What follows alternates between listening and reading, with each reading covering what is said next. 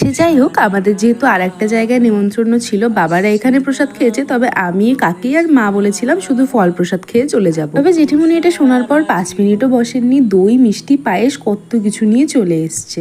এরপরেই তো চলে গেছিলাম আমাদের দ্বিতীয় নিমন্ত্রণ বাড়িতে, যেটা ছিল একটা বেবি শাওয়ারে ইনভিটেশন। যাওয়ার সাথে সাথেই পেয়ে গেছিলাম ঠান্ডা ঠান্ডা লিচি, যেটা খেয়ে একটু গলাটা ভিজিয়ে নিলাম। এরই মধ্যে দেখি আমাদের সুন্দরী দিদির আগমনও ঘটে গেছে। তো ম্যাডামকে বললাম যে একটু ক্যামেরায় দেখো, তোমাকে যথেষ্ট সুন্দর লাগছে। আমরা দুজনে একসাথে থাকলে যেটা করি সেটা হচ্ছে কম্পিটিশন। ও বলবে আমাকে বেশি সুন্দর লাগছে আর আমি বলবো ওকে বেশি সুন্দর লাগছে। তোমরাই বলো তো কাকে বেশি সুন্দর লাগছে। সে যাই হোক, সুন্দরতার কম্পিটিশন করতে করতে তো পেটে ছুঁচো দৌড়াতে শুরু করেছে। তাই এবার বসে থাকলে তো চলবে না, নিচে চলে এসেছি, এবারে খেতে বসে পড়েছি। আর ভাগ্যচক্রে এত ভালো একটা জায়গায় খেতে বসেছিলাম, একদম সামনে ফ্যান, হাওয়ায় বসে এত আরাম করে খেয়েছি কি আর বলি। ভেবেছিলাম এই খাওয়া দাওয়া দিয়ে আজকে ভিডিওটা শেষ করব, তবে বাড়িতে আসার পর ঘটলো আরো কাণ্ড।